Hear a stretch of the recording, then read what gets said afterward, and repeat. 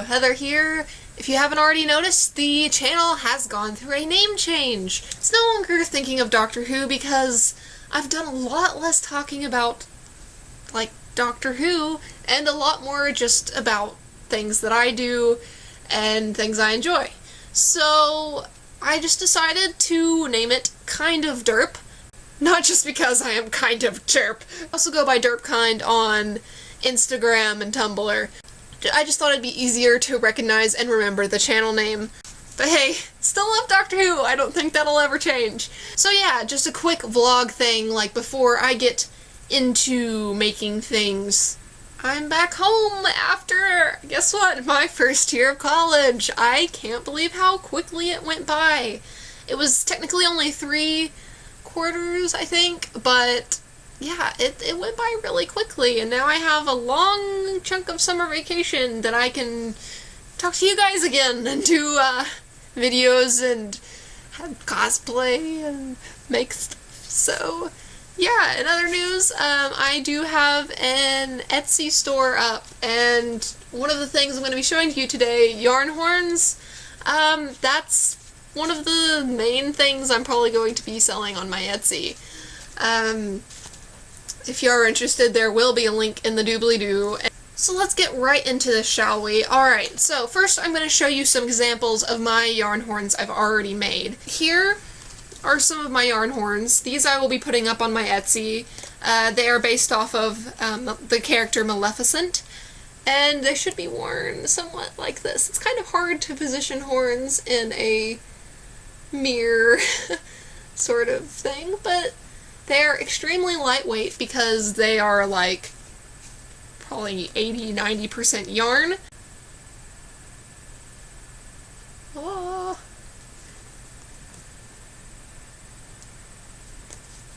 And you can make these pretty much any shape or size, and then you can also stick them on a headband using whatever kind of attachment method you like. I actually use button clasps or snaps, and you literally just snap the horn on there.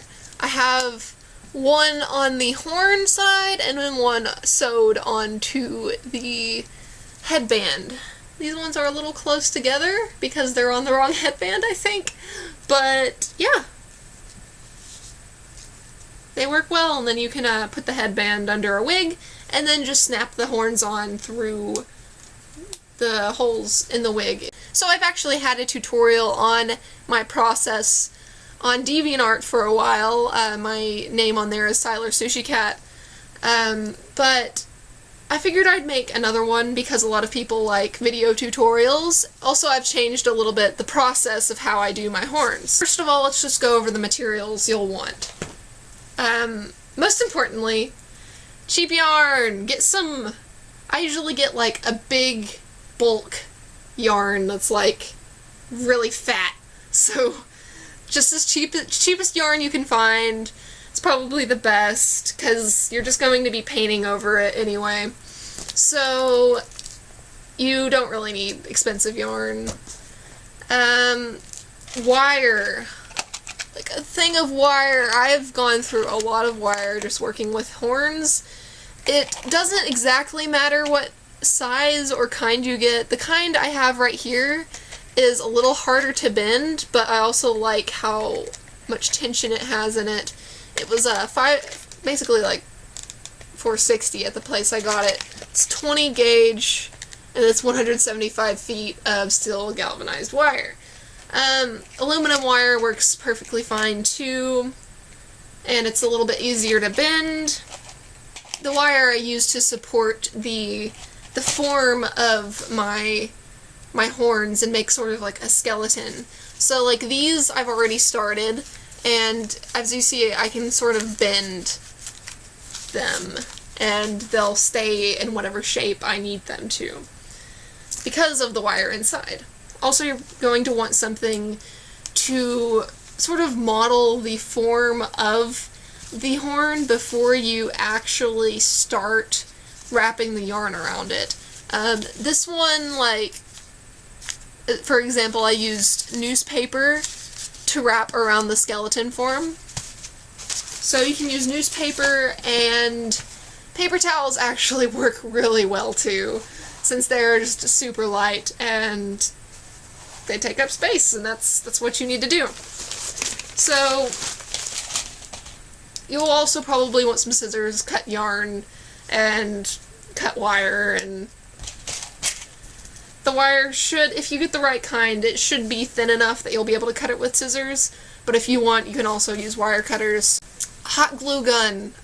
This thing, oh my god, the reason my horns look so nice is because I love hot glue. Like, this is really important if you want your horns to have a sharp tip or just have texture to them, because it'll already have texture because it's yarn, but if you want it to,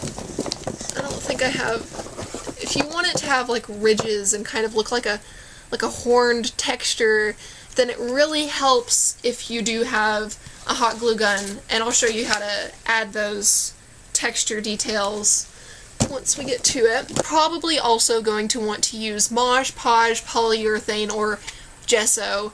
For this I will be using gesso. These are all used for the preparation of the surface to be painted, so it won't feel or look like yarn once you finish, which is really important. The reason I like to use gesso, for example, is because if you paint straight onto yarn, the paint just soaks up into the yarn. So you actually waste a lot of paint, and it's just better to start out with a layer of gesso or Mod Podge. Okay, so you will also be needing paint brushes. I prefer like a decently sized brush, and then a smaller one, which you can use touch-up details for. So these are some of the ones I use, and then also I like to have a sort of fan one, kind of like this. And I will go through my process for painting horns later also. And lastly, you will be needing paint. For this example, I'm going to be using red, orange, and yellow. The paint brand depends on you, but I definitely suggest using acrylic over anything else. As long as it's acrylic, it's a plastic sort of base paint. I do not suggest getting this brand, Craft Smart, because it kind of like gets clumps in it, and it's actually pretty gross. Some of the ones that I have that I haven't had problems with so far are Anita's All-Purpose and Americana. Okay, so step 1. What you're going to want to do is research or sketch or draw out a plan of the horn you want to make. Okay, so today I'm going to be making Homestuck horns based on the trolls Kanaya Mariam and Purim Mariam. Alright, so here is my reference. I am now going to figure out how long I about want the horns to be. I think they're going to be about that tall. I'm just gonna literally measure with my fingers, but if you want, use a measure tape or ruler. So I think that's about the length I want it. It's kind of hard to see, but I'm literally just making a length like that, and then I'm going to continue wrapping wire around that length, just for the skeleton of the horn. I don't usually wrap too much wire, just enough for it to be stable, and this steel wire is pretty dang strong. Be careful, because this will stab you. So we've got one of the skeletons. You can bend it if you want to sort of see where it's going to be. For her other horn, it's about the same size, but with a little point on the end. I'm gonna measure it using the other horn. And do the same thing where I wrap the wire. Well, we've got some horns. Ha ha ha. The skeletons for my Purim horns that I'll be making. Next step is going to be like adding the base to it. So what you're going to want to do is grab your newspaper or paper towels and make strips. We've got this, and we're literally just going to start wrapping newspaper around the horn. And you can do a lot thicker pieces too when first starting off. It's actually better, quicker to do it like that. And you don't have to be very careful at the very beginning, just like kind of bunching the newspaper on there just to get that form started. And at this point, like, you can go ahead and like have your hot glue gun ready just if you want to make sure the newspaper is going to stay on here for this step. It definitely will be staying on once you have enough layers over it. It's getting somewhere. Definitely looks a lot better than just that wire we had a little bit ago. But yeah, I like to make sure the form is pretty close to what I want it to be before I start doing anything else, because it saves a lot of yarn if you do it this way, but you don't want to do it too thick. That's the thing, because like this is pretty thin right now, but once you wrap yarn around it, it's going to thicken up.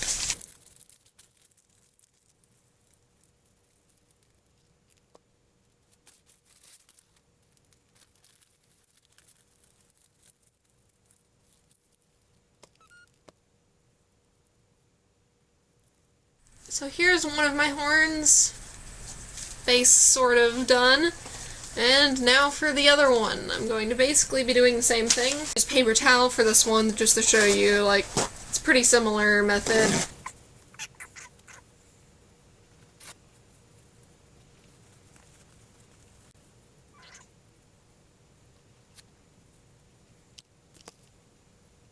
One thing about this is you're probably going to want points at the bends, and you'll actually probably have to make that with another chunk of paper towel, just gluing it on to where you want it, kind of building it up, sculpting it.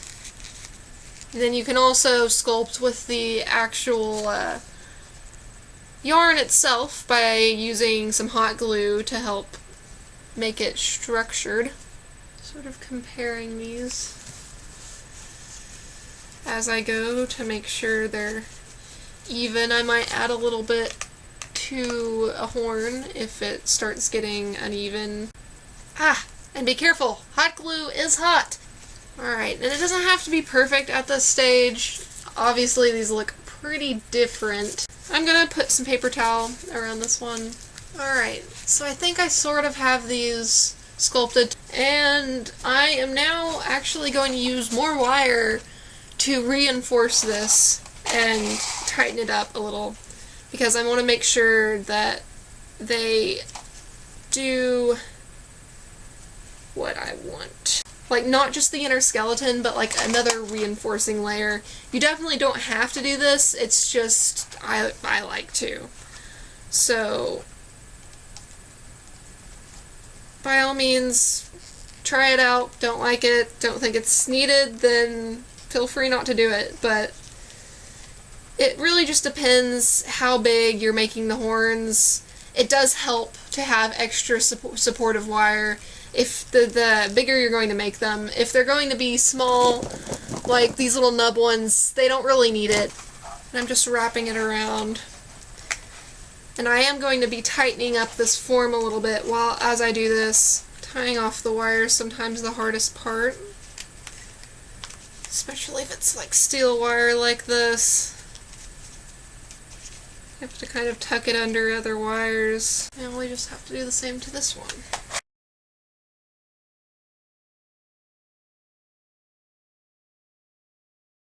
Now that we have that, if you'd like, you can put another layer of paper towel over it just to make sure that the wires are covered up, because it will make it a little bit easier to wrap around without the wires.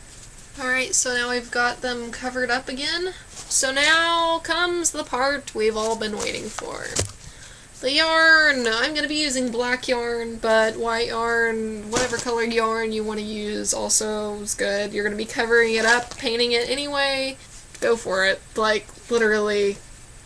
It doesn't have to be perfect. If you are wanting it to be smoother, then you definitely can try and be more careful with how you put it on there. But I like a good textured look to my horns, and that's what I'll be demonstrating. Alright, so I'm just going to go ahead and start with the tip, because I want it to be a nice, nice point to the tip. So I'm just going to put a little bit of hot glue on it and sort of carefully wrap it around. I'm actually going to go ahead and cut off this part so I can sort of stick it in the hot glue, and I'm going to pinch it. Make sure it's not too hot and you don't burn yourself, but I'm going to pinch it. I'm going to add a little bit more hot glue.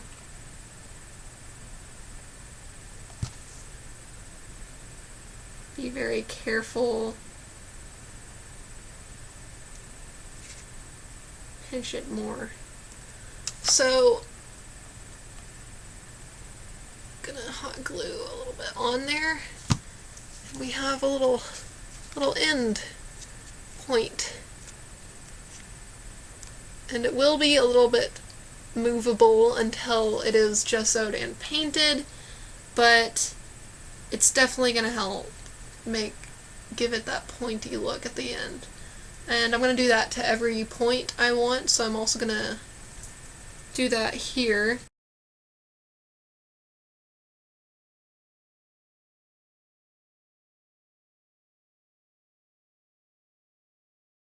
The more hot glue the better, almost. And I use the tip of my hot glue gun a lot to like move the yarn where it needs to be, and I use it for the detailing of the texture. After I get all of this this yarn on, I will show you how I do the texture in my horns. But yeah, it's looking good now that it has those points. Very clean. We're just gonna keep wrapping. Alright, I'm gonna also show you how I make the base. I usually like to have a nice flat base, but I'm gonna sort of glue around because I want the base, the end needs, you can basically get away with not gluing any of the parts in the middle because you'll just wrap and wrap and wrap and they'll stay on there. But the base is a lot harder because the string can slip off. So you have to use glue for the base.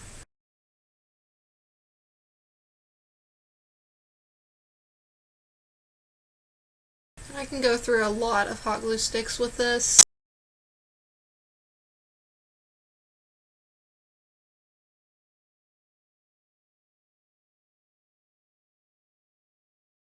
Pretty decent.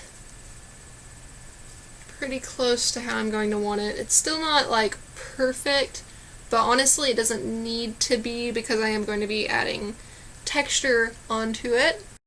Alright, so now we should have two pretty similar horns. I made sure to compare them while I was working on them to make sure they turned out sort of similarly how I wanted them to, with the base is basically the same size, just to make sure they match. What I'm going to do next is add texture to both of these. Literally use the tip and add like a little bit of hot glue and kind of indent the yarn. Now this might take a bit of hot glue and time, but I am pretty happy with how the texture looks after I do this. You don't have to do like every part of it, but I do like lines in the horn going up. I just sort of roll the horn as I work. Now I'm just kind of going over it, running the tip of the hot glue gun over everything, making sure that it doesn't leave any like strings. So we've got a nice textured horn right here. And now I'm going to do the other one. Alright, all textured up. Alright, so next thing on the agenda, surface preparation. I want to get it ready to paint. So what I use is gesso, but also Mod Podge or polyurethane or any other sort of surface preparation liquid. It's probably good. So let's go for it.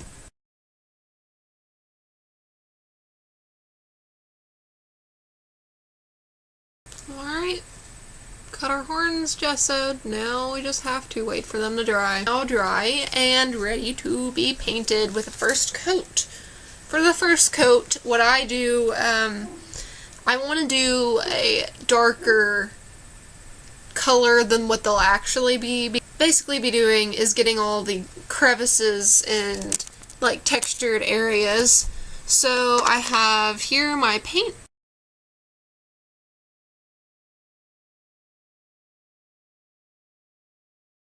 The general idea when doing this is to start with really dark colors and build up lighter as you go on. So what I'll end up doing is doing like really dark versions of all the colors I want to be on here. I'll let it dry, and then I'll do like sort of medium tones, and then let it dry again, and then do like the lightest tones, sort of dry brushing those on.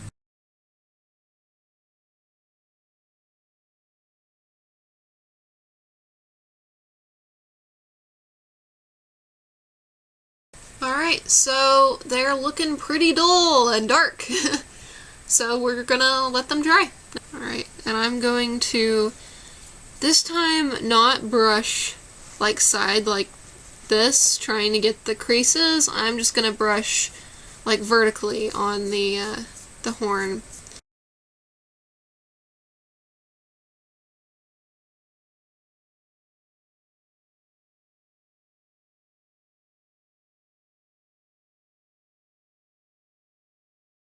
Alright, so now I need to wait again for the paint to dry so I can do a final layer.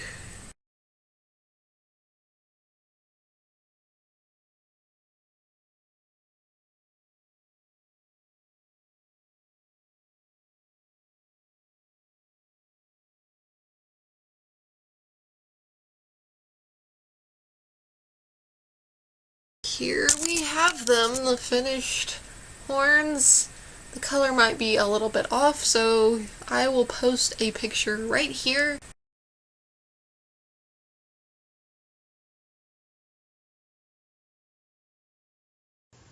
Okay, so the horns are painted, and now I'm going to put them on a headband so I can wear them.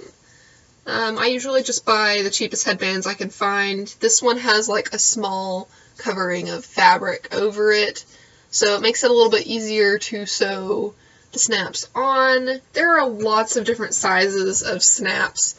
I used to use these little tiny ones, which is dumb because like these would not hold hardly anything. I think I still have these on, like, my car cat horns and maybe my Nepeta horns, but they really, I do not recommend the smallest ones. The ones I mostly use are these size ones, and I'm going to be using these ones today for my Mariam horns.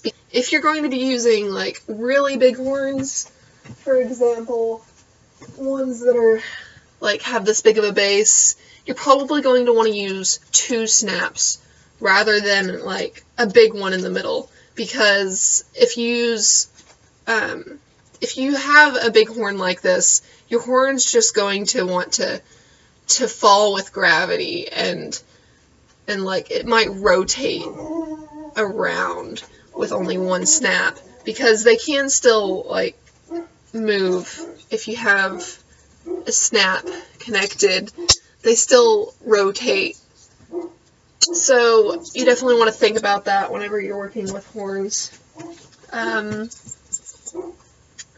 Alright, so first I'm going to sew, like, you need to figure out where you want your horns placed on your headband, and the best way is usually just to put the headband on and position the horns where it looks good. Like, I kind of like that, something like that. So, I'm probably going to put snaps, like, right here. I usually like really strong thread, so the stronger the thread, the better, like, embroidery thread, stuff like that. So we're not just sewing two pieces of fabric together, we're, like, sewing for stability. And I hope you guys know how to sew. It's pretty useful. The way I do it is I stick the thread through the end of the needle and then double it. Strong knot. Alrighty, so we got thread ready to sew. Put it in sort of where I want it. Go through this. So now it's stable. It's in there. It's better to have the snap that goes like this on the headband. It just helps the horn stay on better. And I literally just went through the little hole in the snap, so it's really easy to sew on. They're made for you to be able to sew these on to things. So in and out, these little holes. What I do is I sew it up halfway and then I glue it, and then I sew it up the rest of the way. Go ahead and put a little bit of hot glue in here, press it down. I definitely would not suggest just hot gluing your the snaps. I mean, you can hot glue your horns to a headband, that's fine, but hot gluing snaps and not doing anything else, they will come off. They will fall off during your convention or whatever, and you'll be sad. That's happened to me. I got a nice little knot at the bottom. I'm literally just gonna, like, stick it in. It takes a little bit of effort sometimes, and you might want to use like a thimble to help you so you don't stab yourself, because I've stabbed myself plenty of times doing this. But it's whatever. Cosplay comes with sacrifice. What would cosplay be without a little blood? 3 done. Gonna put some glue in here. Alright, so that's in there. You should be able to snap that horn on, and it will rotate, but it should stay relatively where it needs to be, especially if it's an upward sort of horn. And yo, they're done! Now, you can make them any size you want. This is just how I was feeling at the moment. Well, now you've learned! As always, if you use my methods and want to show me, that's really cool. I love seeing, like, finished cosplays where people are like, ew, I made this out of yarn, and I'm like, oh. Anyway, I hope you enjoyed, learned a little something. See you guys when I see ya. Bye-bye.